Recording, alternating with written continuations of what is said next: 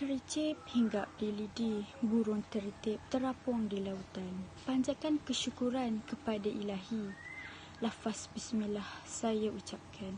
Assalamualaikum dan selamat sejahtera saya ucapkan kepada Tuan Pengerusi Majlis, Yang Berusaha, Tuan Pengarah IPG Kampus Ipoh, yang dihormati para pensyarah serta rakan-rakan yang dikasihi sekalian.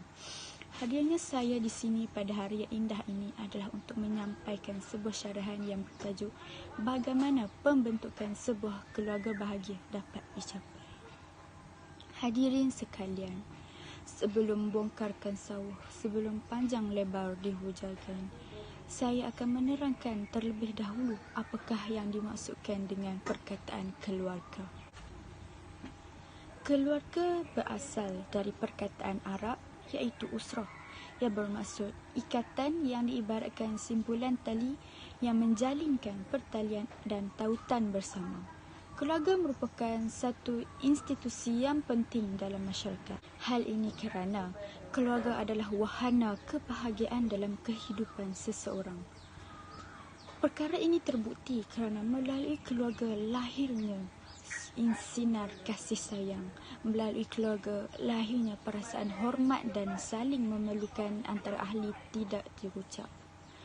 Melalui keluarga juga lahirnya insan yang bertanggungjawab ke atas keluarganya. Walau bagaimanapun, perkara-perkara tersebut semakin terhakis dan tidak dapat dinafikan bahawa perkara ini akan menjadi faktor kepada pembentukan gejala sosial yang berlaku dalam masyarakat kita. Oleh itu, sebelum nasi menjadi bubur, marilah sama-sama kita memikirkan dan meneliti apakah cara atau inisiatif yang boleh dilakukan oleh semua lapisan masyarakat agar pembentukan sebuah keluarga bahagia dapat dicapai. Perkara pertama yang boleh dilakukan ialah ibu bapa mestilah mengawasi aktiviti anak-anak mereka.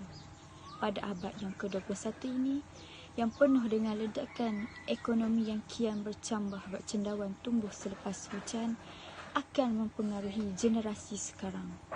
Kebanyakan remaja sekarang sudah mempunyai telefon pintar masing-masing. Namun perkara ini bukanlah menjadi satu kesalahan kerana mereka lahir dari zaman yang serba canggih. Namun begitu, ibu bapa mestilah memainkan peranan yang penting dengan memantau aktiviti yang dilakukan oleh anak-anak. Contohnya, ibu bapa menghadkan penggunaan telefon pintar kepada anak-anak dan menggantikan masa terluang dengan melakukan aktiviti berfaedah bersama-sama. Banyak aktiviti yang ibu bapa di luar sana boleh dilakukan bersama anak-anak, seperti memasak, mencuci kereta bersama dan makan secara berjemaah. Melalui aktiviti tersebut, ibu bapa akan dapat mengeratkan lagi hubungan mereka antara anak-anak serta dapat mengelakkan berlakunya perkara-perkara yang negatif.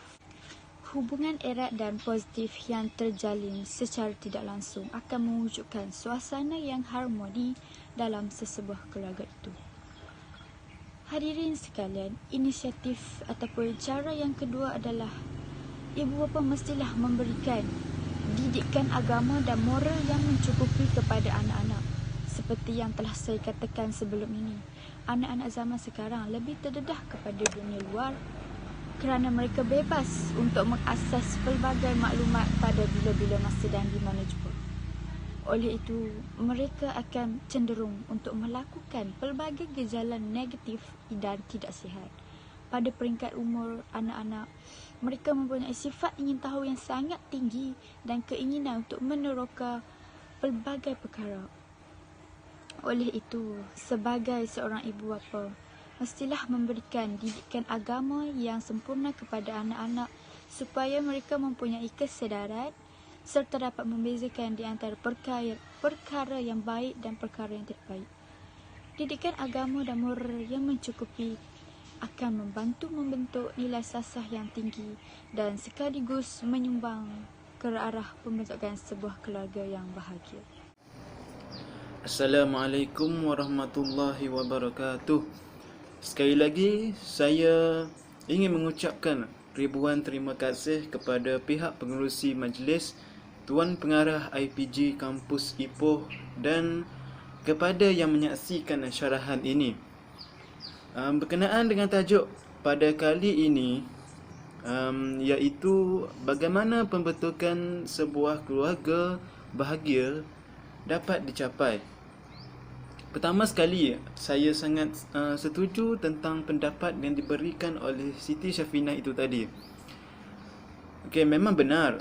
Ya, untuk mencapai pembentukan sebuah keluarga yang bahagia ini bukanlah mudah seperti yang disangka-sangkakan, kerana ia memerlukan satu bentuk kesefahaman antara satu sama lain dalam menyelesaikan sesuatu permasalahan tersebut. Sedikit ingin saya tambahkan dalam tajuk ini, pembentukan sebuah keluarga yang bahagia ini dapat dicapai dengan menunjukkan contoh teladan yang baik kepada anak-anak.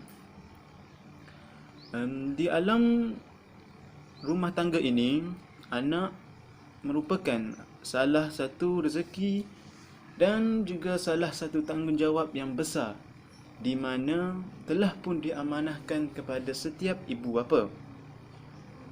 Jadi, dari situlah ibu bapa harus memainkan peranan yang penting, iaitu menunjukkan contoh-contoh yang terbaik kepada anak-anak, kerana mereka inilah yang paling kerap, yang mereka lah yang selalu sentiasa berada di sisi kita. Pada masa yang sama, saya ingin selitkan satu peribahasa yang berbunyi, getah daun akan mengalir ke batang jua. Ini menunjukkan bahawa anak-anak sudah pasti menuruti ibu bapa dalam hal tingkah laku dan juga sikap yang ditunjukkan oleh ibu bapa mereka. Okay. Jikalau didikan yang diberi oleh ibu bapa adalah betul, maka betullah tingkah laku anaknya. Dan jikalau didikan diberikan adalah di sebaliknya, wallahu a'lam, semoga kita dijauhkan.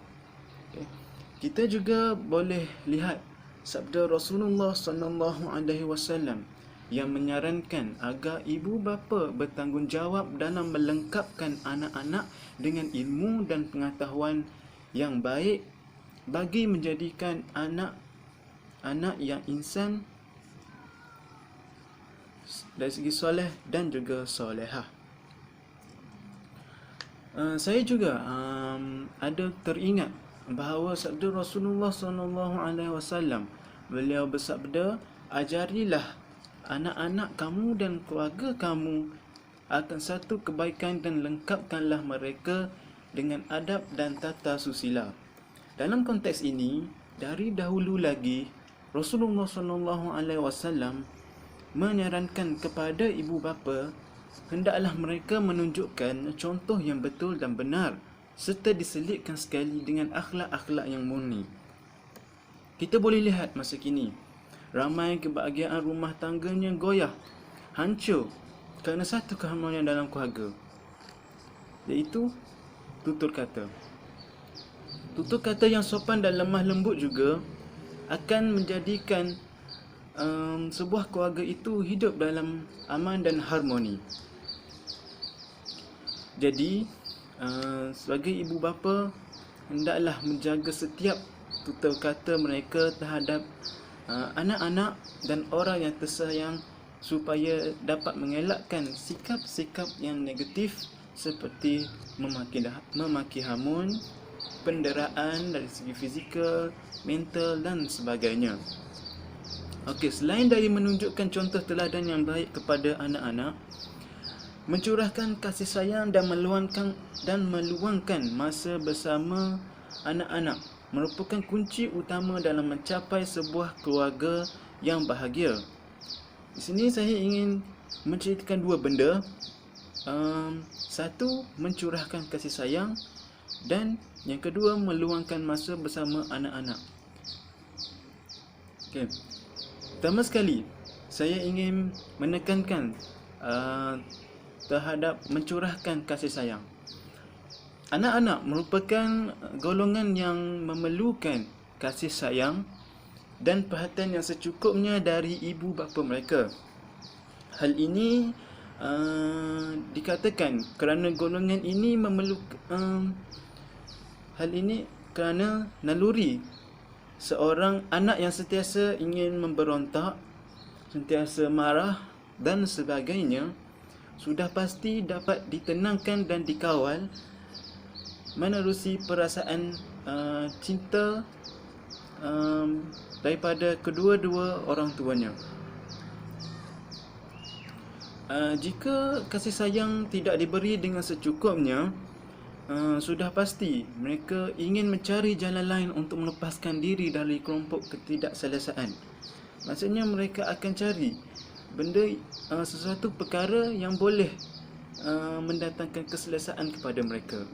Jadi kesannya kemungkinan anak-anak akan berjinak-jinak dengan mengambil dan membuat sesuatu perkara yang tidak berfaedah dan tidak memberi manfaat kepada mereka. Malah lebih teruk lagi, ada yang berjinak-jinak untuk mengambil sesuatu yang buruk seperti dadah, arak dan sebagainya. Jadi itulah kelebihan mencurahkan kasih sayang kepada anak-anak, kerana dengan kasih sayang yang mencukupi, sebuah keluarga yang bahagia mungkin akan dapat dikecapi. Jadi sebelum nasi bertukar menjadi bubur, saya ingin menekankan bahawa ibu bapa hendaklah mengutamakan anak-anak berbanding hal-hal yang lain. Ingin saya selitkan sebuah hadis di sini di mana Rasulullah SAW telah pun bersabda, sesiapa yang tidak menyayangi manusia, maka dia tidak akan disayangi oleh Allah Subhanahu Wa Taala. Jadi para ibu bapa di luar sana, sayangilah anak-anak dengan memberikan kasih sayang yang sepenuhnya kepada mereka. Seterusnya, untuk menambahkan lagi kebahagiaan dalam rumah tangga, yang kedua adalah ibu bapa hendaklah banyak meluangkan masa bersama anak-anak. Ini kerana anak-anak akan berasa lebih dihargai apabila ibu bapa menghabiskan masa berkualiti bersama mereka. Jadi dengan cara membawa anak-anak pergi melancong, melakukan aktiviti riadah bersama-sama, menjalankan aktiviti kerohanian secara berjemaah, mampu mengeratkan hubungan antara ibu bapa dan juga anak-anak. Okey, melihat pada masa kini, kita dapat lihat ramai ibu bapa yang lebih meluangkan masa terhadap pekerjaan mereka, ya, sehingga kan mereka menjadikan tempat pekerjaan mereka itu sebagai rumah kedua mereka dan menyebabkan masa bersama anak-anak semakin hari semakin diendahkan. Jadi dapat saya olahkan di sini, luangkanlah masa bersama anak-anak, dan sebagai ibu bapa kita semua hendaklah bijak dalam mengatur waktu kerja dan juga waktu bersama anak-anak. Assalamualaikum warahmatullahi wabarakatuh. Terima kasih diucapkan kepada pengurusi majlis. Bismillahirrahmanirrahim. Hadirin dan hadirat yang dihormati sekalian. Sebagai manusia atau sebagai umat Islam, kita mahukan sebuah keluarga yang bahagia, yang mampu membimbing kita untuk ke syurga, untuk ke arah kebaikan. Oleh itu, bagaimanakah caranya untuk memperoleh kebahagiaan dalam sesebuah keluarga? Yang pertama, dalam sebuah keluarga, wujudnya sikap saling hormat-menghormati antara ahli keluarga. Hal ini kerana saling hormat-menghormati adalah sangat penting. Ia merupakan satu sikap yang sangat penting. Hormat membawa maksud kepada menerima orang lain tanpa menilai dari segi luaran, dalaman atau fizikal seseorang itu.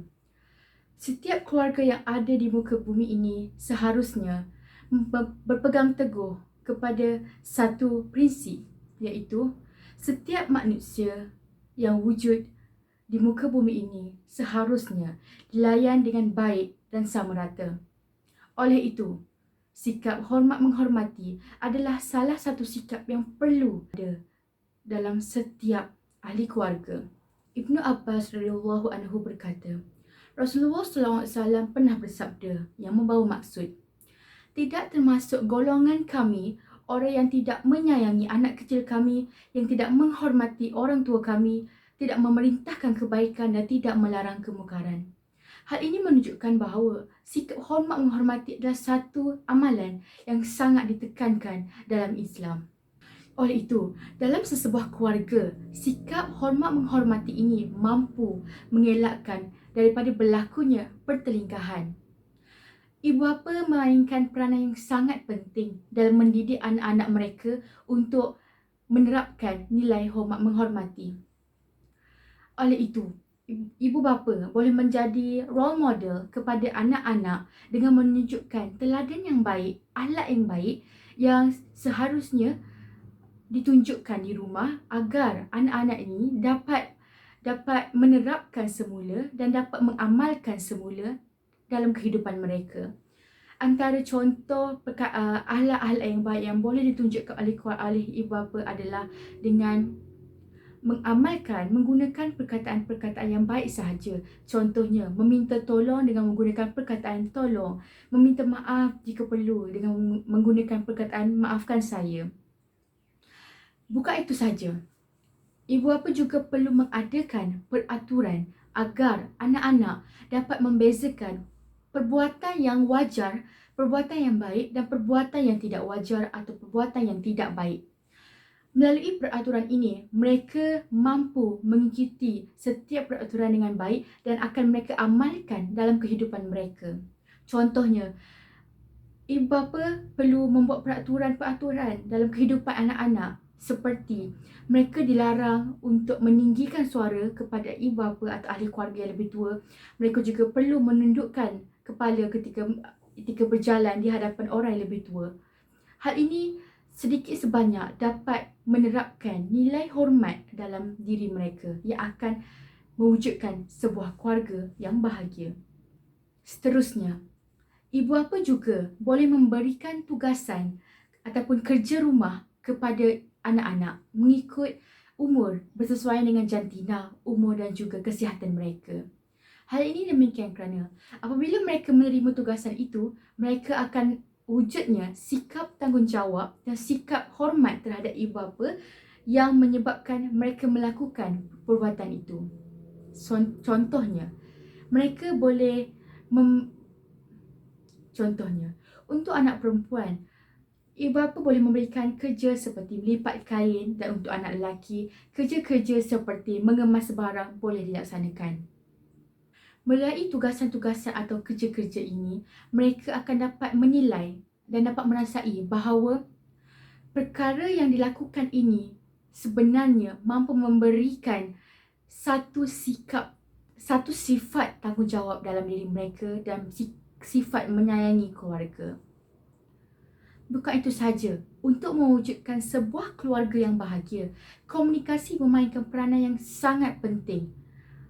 Komunikasi mampu mengelakkan daripada berlakunya permusuhan, pergaduhan dan pertelingkahan pendapat antara ahli keluarga.